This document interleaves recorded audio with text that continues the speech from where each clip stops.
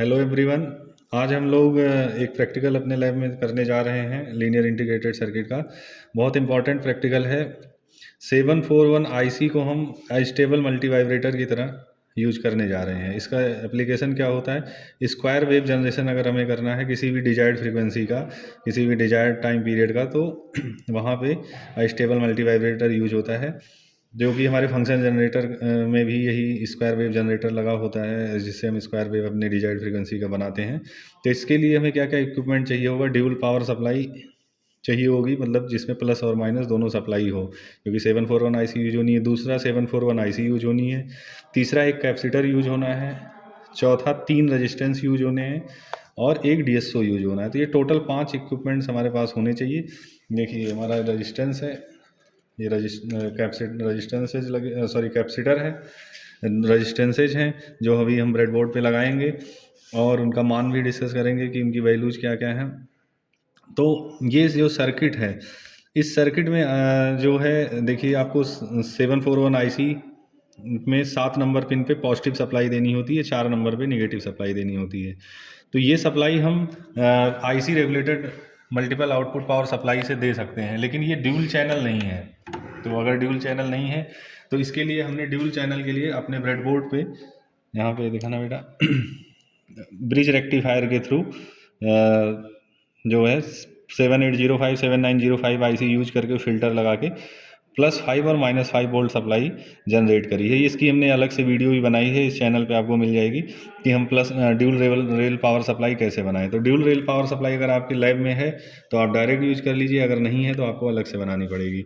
साथ में 741 आईसी, एक कैपेसिटर जो कि ये देखिए सर्किट में लगा हुआ है, और 3 अलग अलग रेजिस्टेंस। अब यहाँ पे एक रेजिस्टेंस हमने वेरिएबल लगाया है। वेरिएबल रेजिस्टेंस इसलिए लगाया है कि जिससे कि हम उस रेजिस्टेंस को वेरी करके स्क्वायर वेव की फ्रीक्वेंसी को, टाइम पीरियड को भी वेरी करके आप लोगों को ऑब्जर्व करा सकें।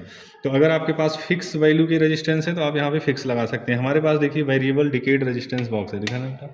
तो इसमें हमने क्या किया है कि रेजिस्टेंस को हम बदल सकते हैं। तो हम जैसे 10 kilo ohm, 9 kilo ohm, 8 kilo ohm, 7 kilo ohm, अलग अलग वैल्यू के रेजिस्टेंस दे के आपको प्रैक्टिकल में ऑब्जर्व कराएंगे, तो इसलिए वेरिएबल रेजिस्टेंस लगाया है।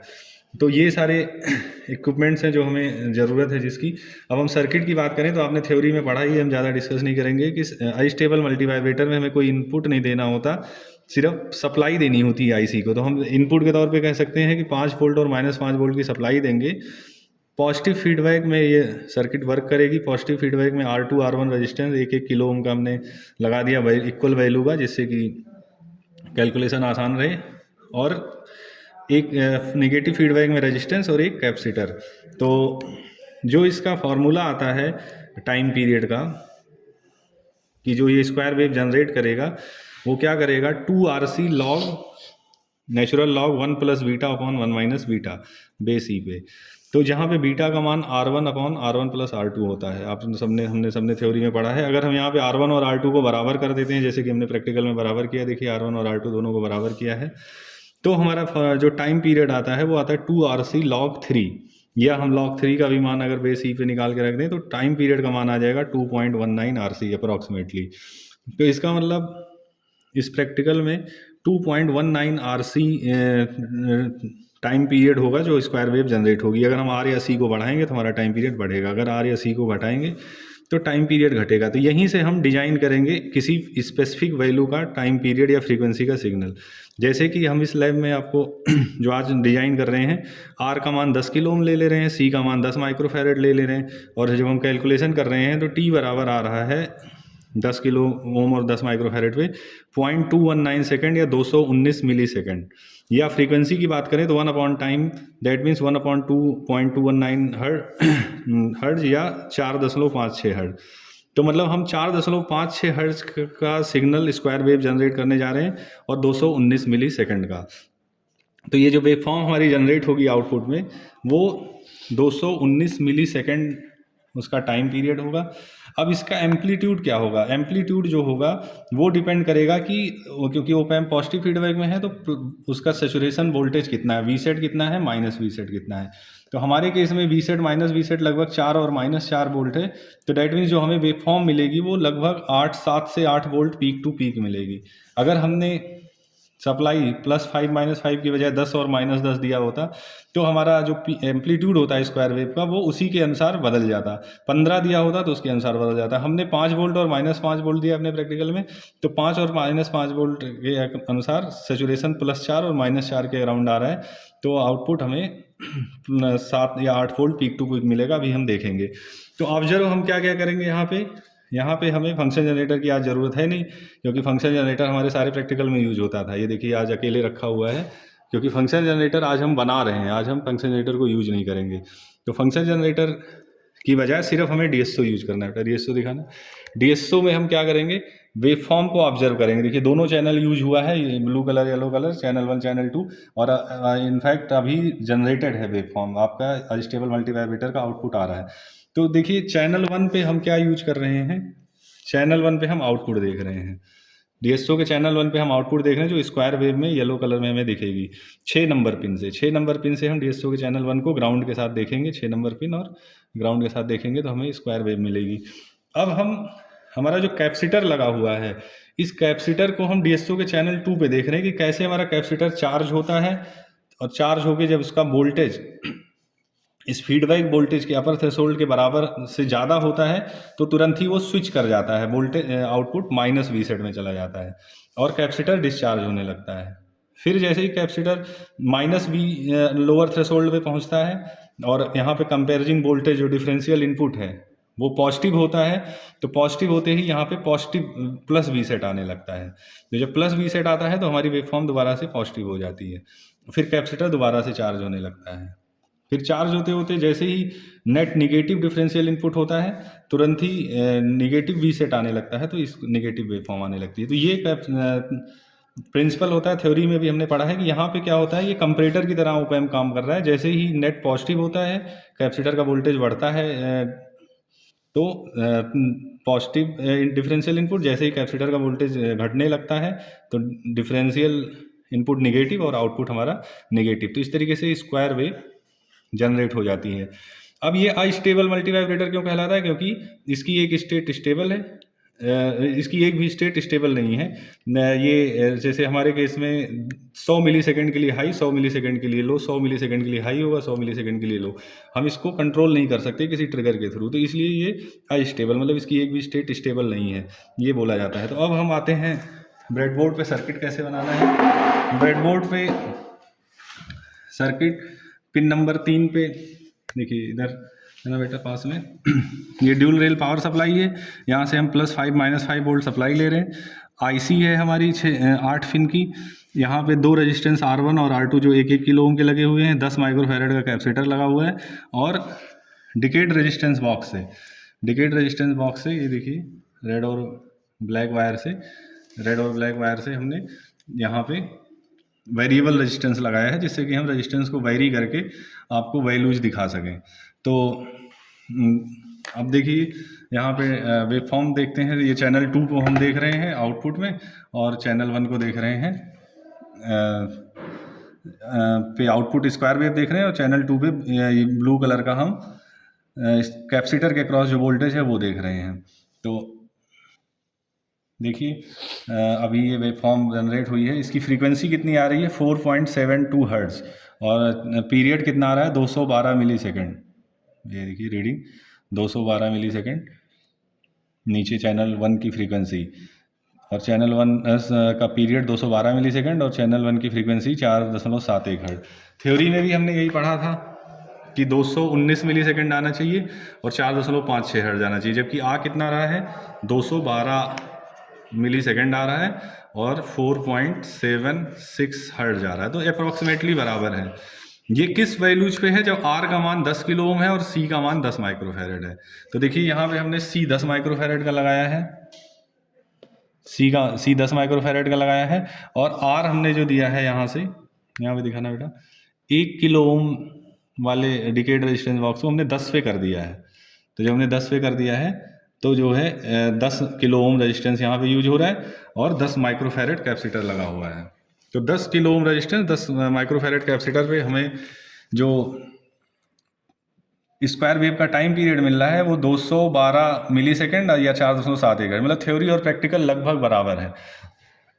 अब अगर हम पीक टू पीक वोल्टेज की बात करें, जो हमारी स्क्वायर वेव है, ये देखिए उसका जो पीक टू पीक वोल्टेज है प्लस से माइनस तक, वो 7.04 वोल्ट है। मतलब प्लस 3.5 ऊपर पॉजिटिव में होगा, उतना ही निगेटिव में होगा।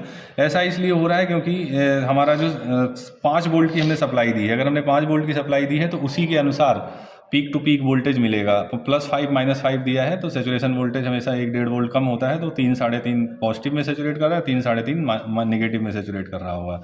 और ये है हमारा कैपेसिटर। ये कैपेसिटर हमारा चार्ज हुआ, चार्ज होते ही जैसे ही डिफरेंशियल इनपुट निगेटिव हुआ, कैपेसिटर का वोल्टेज बढ़ना चाहा और ज़्यादा, तो तुरंत ही डिफरेंशियल इनपुट निगेटिव होते ही आउटपुट निगेटिव में चला गया। फिर कैपेसिटर डिस्चार्ज होने लगा। इसके बाद दोबारा से डिफरेंशियल इनपुट जब नेट पॉजिटिव हुआ तो दोबारा से आउटपुट रीसेट आने लगा। तो ये हमारा, हम दोनों चीज़ एक साथ देख रहे हैं, कैपेसिटर का आउटपुट और स्क्वायर वेव का आउटपुट। ब्लू कलर में हमारा कैपेसिटर का आउटपुट है और येलो कलर में हमारा स्क्वायर वेव है। तो इसमें अब हम तीसरी चीज़ क्या कर सकते हैं, अभी हमने देख लिया कि 10 किलो ओम 10 माइक्रोफैरेड पे 219 मिली सेकेंड आ रहा है, 211 मिली सेकेंड आ रहा है। 10 किलो ओम, आप लोग वैल्यूज नोट करिए, 10 किलो ओम और 10 माइक्रोफैरेड पे थ्योरी कहती है 219 मिली सेकेंड, प्रैक्टिकल आ रहा है 211 मिली सेकेंड। अब अगर हम यहाँ से रेजिस्टेंस को घटाते हैं, देखिए अंदर दिखाना, अब मैं रेजिस्टेंस को देखो घटा रहा हूँ यहाँ पे, डिकेड रेजिस्टेंस बॉक्स, ये देखिए रेजिस्टेंस मैंने घटाया। तो जब मैं रेजिस्टेंस को घटा रहा हूँ, ऊपर से थोड़ा दिखाना, दोनों चीज़ एक साथ दिखे, तो जब मैं रेजिस्टेंस को घटा रहा हूँ तो ये देखिए टाइम पीरियड कम होता जा रहा है, टाइम पीरियड कम होता जा रहा है। 131 मिली सेकेंड हो गया, और मैंने रेजिस्टेंस कम कर दिया तो 104 मिली सेकेंड हो गया, फ्रीक्वेंसी 10 हर्ट्ज हो गई। और ज़्यादा मैंने रेजिस्टेंस कम कर दिया तो फ्रीक्वेंसी और बढ़ गई और टाइम पीरियड और कम हो गया। तो ये हुआ, देखिए अब मैं बढ़ा रहा हूँ रेजिस्टेंस, तो धीरे धीरे आपको ऑब्जर्व होगा कि टाइम पीरियड बढ़ रहा है, वेवफॉर्म की विड्थ बढ़ रही है।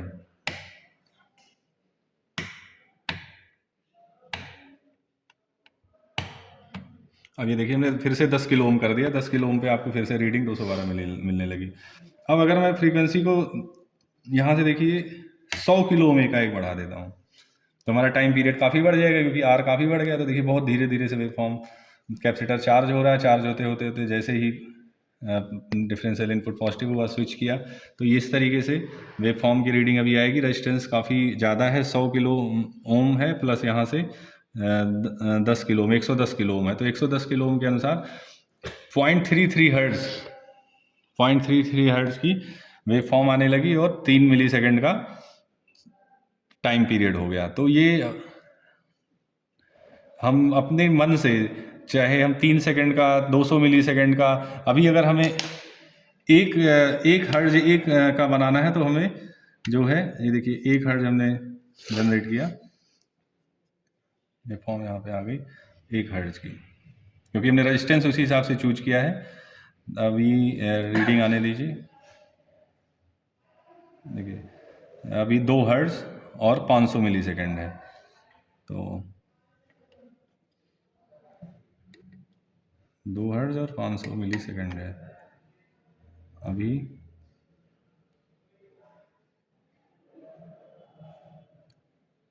278 मिली सेकेंड या 3.59 हर्ज है। अभी ये रेजिस्टेंस को चेंज करने पे जो चेंजेज हो रहे हैं वो मैं आपको दिखा रहा हूँ सिर्फ। ये देखिए 2 हर्ज का सिग्नल, अब देखिए बेटा DSO पे करना, ये देखिए 1.47 हर्ट्ज, 678 मिली सेकेंड। तो जिस हिसाब से ये है 1 हर्ट्ज, प्योर 1 हर्ट्ज का सिग्नल अगर आपको चाहिए और 1 सेकंड का सिग्नल चाहिए, अभी देखिए डिस्प्ले में आएगा, थोड़ा सा अपडेट होने में समय लगता है। ये देखिए 1 सेकंड, 1.03 सेकंड, 1 हर्ट्ज। तो ये 1 हर्ट्ज, अगर आपसे कोई बोलता है कि 1 हर्ट्ज और 1 सेकंड का जो है सिग्नल बनाइए, तो आपको यहाँ से लगभग 300 kilo ohm, sorry 33 kilo ohm, 33 kilo ohm अगर आप देंगे तो आपको जो है वन थ्योरी भी यही कहती है, तो कैलकुलेशन भी करेंगे तो यही आएगा 1 हर्ट्ज का सिग्नल और 1 सेकंड का टाइम पीरियड का स्क्वायर वेव जनरेट होगी। तो इस तरीके से कुल मिला के हमने ये देखा कि वेरिएबल रेजिस्टेंस के थ्रू हम वैरी करा रहे हैं अपने रेजिस्टेंस को। इस रेजिस्टेंस को अगर हम वैरी कराते हैं तो हमारा टाइम पीरियड भी वैरी होगा, फ्रीक्वेंसी भी वैरी होगी, घटेगी बढ़ेगी। तो ये इस अस्टेबल मल्टी वाइब्रेटर का प्रैक्टिकल है। स्क्वायर वेव जनरेट करना हो अगर हमें किसी भी फ्रीक्वेंसी का, किसी भी टाइम पीरियड का, तो हम इस सेटअप के साथ जा सकते हैं। रेजिस्टेंस को फिक्स रखा, कैपेसिटर को वैरी किया, तो हमारा फ्रीक्वेंसी टाइम पीरियड वैरी कर रहा है। अगर हम जो है टाइम कैपेसिटर को वैरी करते, यहाँ पे वेरिएबल कैपेसिटर लगा देते, तो भी हमारी टाइम पीरियड वैरी करती। तो इस तरीके से टोटल प्रैक्टिकल है। आप लोग एक बार फिर से डिस्प्ले देखिए। इस समय जो सेटअप लगा हुआ है वो 1 सेकंड 1 हर्ट्ज़ के लिए लगा हुआ है। 1 सेकंड में देखिए वेव फॉर्म बार बार बदल रही है। अब इसका यूज कहाँ पे है? जैसे फंक्शन जनरेटर में हमें कहीं पे ट्रिगर देना होता है, क्लॉक देनी होती है डिजिटल इलेक्ट्रॉनिक्स में। तो अगर हमें कहीं पे प्रैक्टिकल में क्लॉक बनाने की ज़रूरत है तो वहाँ पे हम इस तरीके से इस सर्किट को बना के 741 आईसी के तहत जितनी भी फ्रीक्वेंसी की क्लॉक बनानी हो हम बना सकते हैं। 6 नंबर पिन से देखिए हमें आउटपुट मिल रहा है, एक स्क्वायर वेव मिल रही है जो कि क्लॉक की तरह काम कर सकती है। ट्रिगर यूज करने के लिए काउंटर सर्किट में, फ्लिप फ्लॉप के प्रैक्टिकल में हम इसको यूज कर सकते हैं। मतलब एक तरीके से हमने फंक्शन जनरेटर का जो स्क्वायर वेव है उसको यहाँ पे बनाया है। फंक्शन जनरेटर में भी स्क्वायर वेव बनती है, अलग अलग फ्रीक्वेंसी की बनती है, वो हमने यहाँ पे बनाया है। तो प्रैक्टिकल, धन्यवाद।